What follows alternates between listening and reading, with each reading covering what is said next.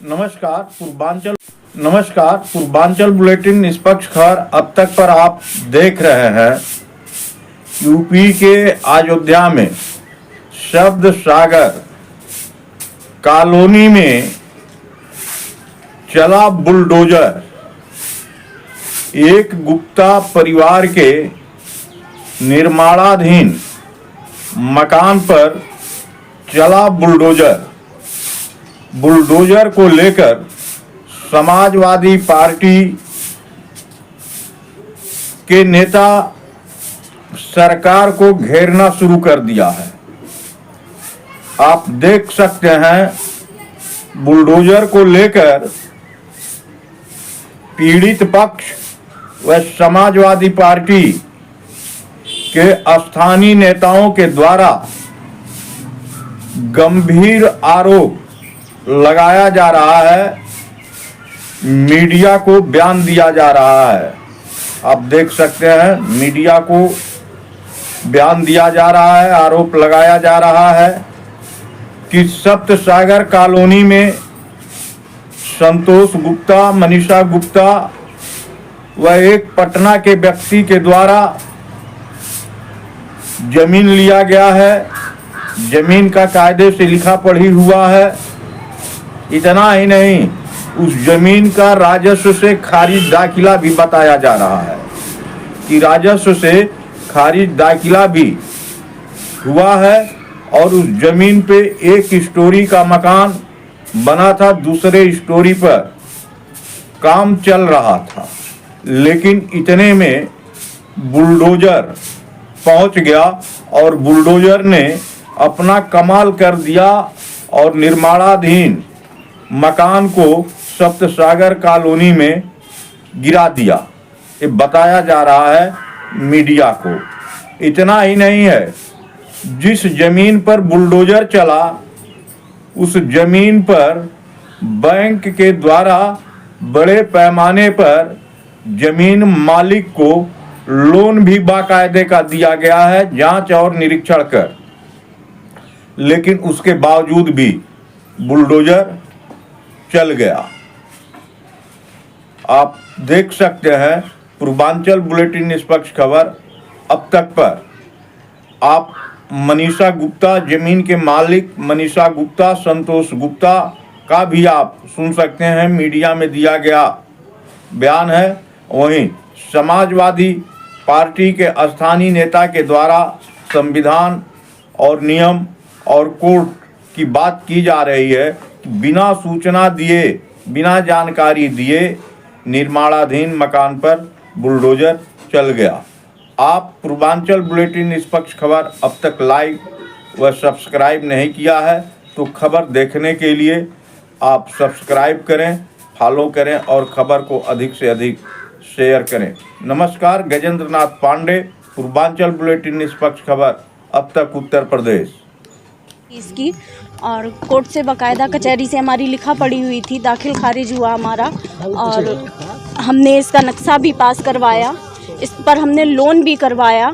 सारा सब कुछ हमने लीगल प्रोसेस की, इसमें जो भी करनी चाहिए एक आम आदमी को घर बनवाने से पहले हमने सब कुछ वो सब किया। और अब जो हमारा बनने लगा, लेंटर हमारा पड़ गया तो आगे बोल दिए कि यहाँ पर तालाब था, 3 महीने से बन रहा था, तब किसी ने नहीं कहा कि यहाँ पे आपका इल्लीगल वर्क हो रहा है। अगर इल्लीगल था तो हमारे ये पेपर्स क्यों हमारे अप्रूव हुए, क्यों हमारे पास हुए सारी चीज़ें। और अब जब हमारा बन गया, हमने अपनी सारी जीवन की कमाई लगा दी तो आके हमारा गिरा दिया गया और हमें नोटिस भी नहीं दिया। कल एसडीएम सर आए थे, विकास दुबे थे, उनसे बहुत कहा कि सर हमको टाइम दे दीजिए थोड़ा सा, हमारे पास पेपर से। बोले नहीं, ये तो तालाब की ज़मीन है, हम 1 मिनट नहीं देंगे। और बस उन्होंने कोई बात नहीं सुनी, बस सीधे गिरवा दिया इसको। तो हम हाई कोर्ट में जाएंगे। हमारे पास जब सारे लीगल पेपर्स हैं तो हम किसी से डरेंगे नहीं, किसी से पीछे नहीं हटेंगे। हम हाई कोर्ट में जाएंगे और हमें इंसाफ चाहिए। हम योगी जी से, मोदी जी से यही कहते हैं कि हमको इंसाफ चाहिए। हमें हमारी जब ज़मीन अगर गलत होती तो फिर क्यों हमारे ये सारे पेपर्स पास हुए, क्यों हमारे हुए, उनकी सबकी कार्रवाई होनी चाहिए, सबकी जांच होनी चाहिए। पूरी हम जांच की मांग करते हैं कि सारा हमारी इसकी जांच हो, तहकीकात हो और हमारे पेपर्स चेक किए जाएं, सब कुछ देखा जाए और जो भी हमें न्याय। क्या नाम है आपका? मनीषा गुप्ता। ये सप्त सागर कॉलोनी है और ये हमारे पीछे खड़े हैं संतोष गुप्ता, और ध्यान से देख लो, संतोष गुप्ता नाम है, गुप्ता जी हैं, और ये बगल में इनकी श्रीमती मनीषा गुप्ता जी हैं। दोनों लोग मेरे बगल में खड़े हैं और पीछे ये बिमलेश सिंह, ये पटना के रहने वाले हैं, पटना के रहने वाले हैं श्री बिमलेश सिंह। ये गुप्ता परिवार है। पीछे देख लो, पूरी बिल्डिंग है जो गिरी हुई है, छत, ये जो छत पूरा गिरा हुआ देख लीजिए आप लोग, छत। मनीषा गुप्ता और इनके पति संतोष गुप्ता ने 2018 में जमीन ली। कितनी जमीन है ये? 1800 स्क्वायर फीट। इन्होंने 1800 स्क्वायर फीट जमीन लिया। जमीन लेने के बाद उस जमीन का दाखिल खारिज कराया। दाखिल खारिज अयोध्या के अधिकारियों द्वारा तहसील में किया गया। उसके बाद इन्होंने बैंक का लोन लिया। बैंक मैनेजर द्वारा बैंक का लोन लिया गया और बैंक मैनेजर का कहना है कि हमने यहां पर जांच किया है, 30 वर्षों के पहले यहां कोई तालाब था ही नहीं, ऐसा बैंक मैनेजर ने बयान दिया है। उसके बाद इनकी इस जमीन पर जो बिल्डिंग इन्होंने बनाना शुरू किया, जो आप देख रहे हैं, जो योगी सरकार के बुलडोजर ने गिराया है बगैर किसी नोटिस के। 3 महीने से लगातार काम चल रहा था। 3 महीने से छत पड़ गई थी पहली, दूसरा ऊपर काम चल रहा था। इन्हें कोई नोटिस नहीं दी गई।